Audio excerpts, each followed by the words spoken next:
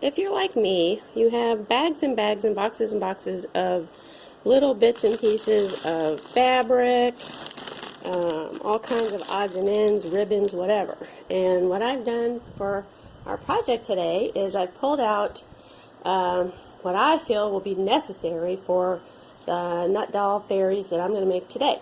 My plan is to make one that is kind of bluish and goldish, because this fabric matches a dress that I have that I might wear for Fairyville, and just sitting around my house. I'll be virtual Fairyville, so but it's a beautiful dress, and I thought it would be kind of fun to make a nut doll that matches. And then I thought I might do a Christmassy one, or maybe a purple and green one, because you guys all know I love Christmas and purples and greens. But as you can see, this is just a pile of bits of odds and ends. I've got some other little bits of odds and ends. I have bags and bags of buttons, little ribbons, little things, little tokens. Where's my little... Somewhere there's a little dove. I don't know, I've lost my little dove. I often put a little tiny dove on the angel ones. Got my very necessary bag of all kinds of feathers.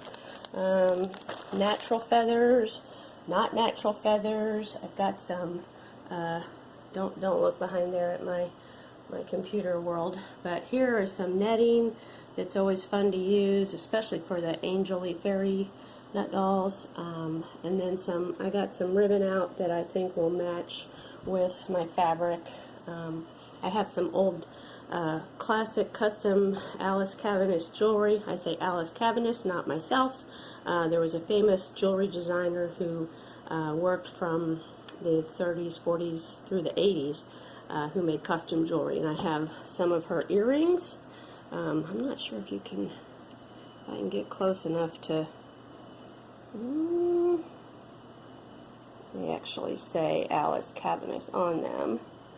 I'm not sure I can focus in on that enough to make it work. But anyway, I sometimes take those apart and use them because they're sparkly. I've got some seashells and different little oceany things. And the requisite glue gun, not plugged in yet because you don't want to have that too hot too soon. Requisite coffee, pliers. I like to use pinking shears to cut the fabric because then I don't have to worry too much about shreds. Although I will say with shreds on fabric, it just enhances the allure of the fairy effect.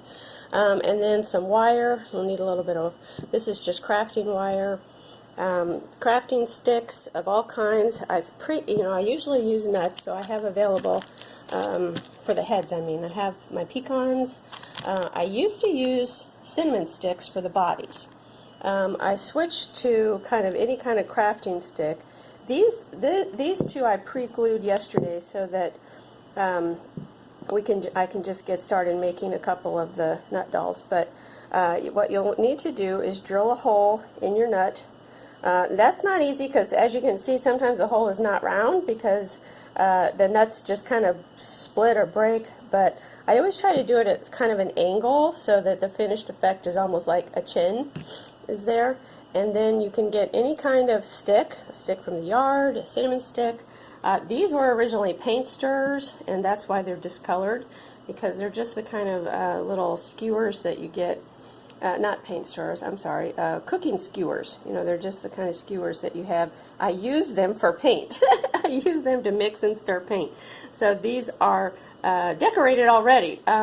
This is just a wooden skewer, a wooden dowel that I broke off and I'll stick in there and glue it. I like to use Gorilla Glue because if you dip the stick in the Gorilla Glue and then stick the stick in the hole, the Gorilla Glue expands inside the nut and kind of fills any air gaps, and it's really, really sturdy. It'll last like forever. Now the trick is to don't get too much Gorilla Glue because, like I said, it expands as it dries. And while it's still wet, you'll want to kind of go around and like wipe any excess off of where the stick is in, because you can see in this one it does it does expand. It does. Now, that won't bother me when I'm making my nut doll, because usually I have some sort of neck scarf or something going on the actual creation. So this is my setup. You guys do it however you want, with whatever pieces, parts you want. I've already seen all our stuff, so got our setup. These are ready to decorate, but what we're going to do now is just, I'll show you how I glued this, a new one. For Gorilla Glue, you really don't need a lot of glue. I just dip it in a little bit. This is probably too much, but that's okay. It's very stringy. Stick it in there. Don't worry if it looks gappy, because the Gorilla Glue will expand. And then I usually use like a, something like this to hold it straight while it dries. And I just lean it up against something so it doesn't fall over.